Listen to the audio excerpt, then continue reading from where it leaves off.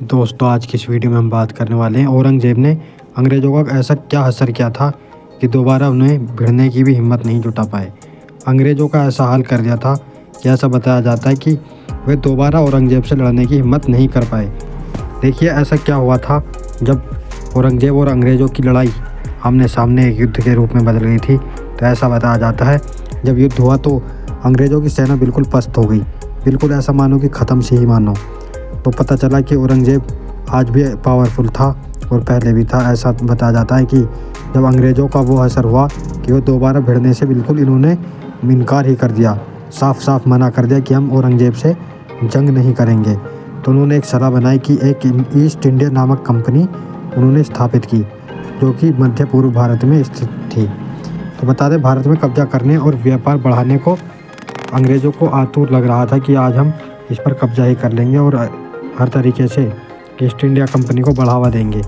भारत में सन 1603 ईस्वी में ईस्ट इंडिया पहुंची थी और बताते हैं कब्जा करने की कोशिश करने लगी।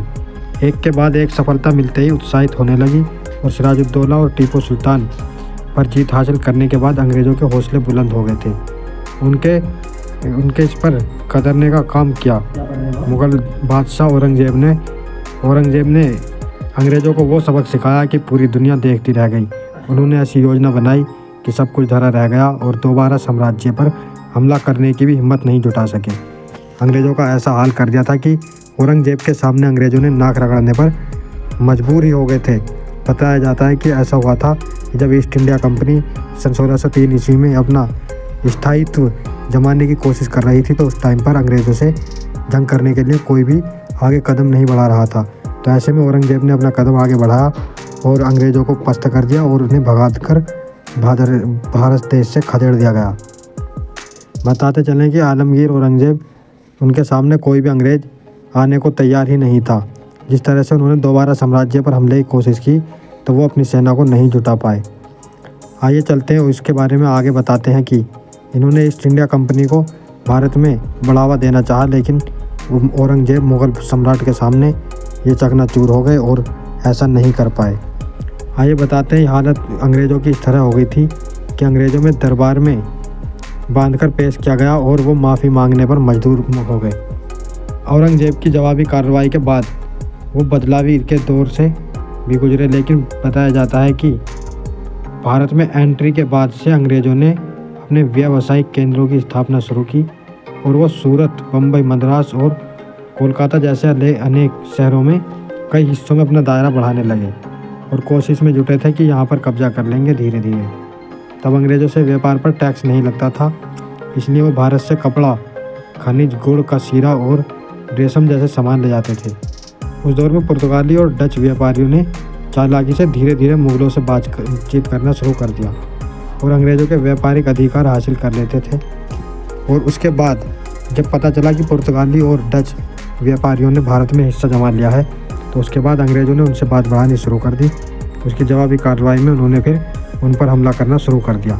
ऐसा बताया जाता है कि डच व्यापारियों को इन्होंने रास्ते में घेर कर लूट लिया था। समुद्री रास्तों से इन्होंने अपने बड़े बड़े जहाज़ों से इन पर वार किया और इन पर कब्जा कर लिया। ऐसा बताया जाता है कि जो भारत में अपने अधिकारियों का फरमान जारी करने के बाद अरब सागर और बंगाल की खाड़ी से गुजरने वाले मुग़लों के जहाज़ का रास्ता रोकने को अंग्रेज़ों ने कहा, लेकिन मुग़लों के जहाज़ों को लूटने की बात तक कह डाली। इस काम का अंजाम देने के लिए जोजाया नामक एक ब्रिटेन का सिपाही था जो 2 गुटों में भेजा गया था। सिपाहियों को मुग़लों की कई जगहों पर कब्जा करने को कहा। BBC रिपोर्ट के मुताबिक बताया जाता है कि जोजिया जो था इस ऑपरेशन के इतिहास में जंग चाइल्ड के नाम से जाना जाता है। अंग्रेज़ों से 308 बार मुग़ल सम्राट औरंगज़ेब की टक्कर हुई और इस भिड़ंत में अंग्रेज़ों को नाक रगड़नी पड़ी और हार का सामना करना पड़ा। 308 सिपाहियों का समूह उस दौर के सबसे ताकतवर और अमीर सल्तनत के बादशाह से लड़ने की तैयारी कर रहा था। उस समय औरंगज़ेब की सत्ता काबुल से ढाका और कश्मीर से पांडुचेरी तक थी। माना जाता है कि पूरे उत्तर भारत पर औरंगज़ेब का शासन था। औरंगज़ेब आलमगीर ऐसे सम्राट थे जो दक्कन के सुल्तानों से लेकर अफगान और मराठों को पछाड़ चुके थे। जिस वक्त अंग्रेज़ों ने लोहा लेने की कोशिश की तो पूरी तैयारी के साथ वो आए तो उस समय मुग़लों की सेना में 9 लाख से अधिक सैनिक थे, जिन्हें देखकर उनका पेशाब ही निकल गया।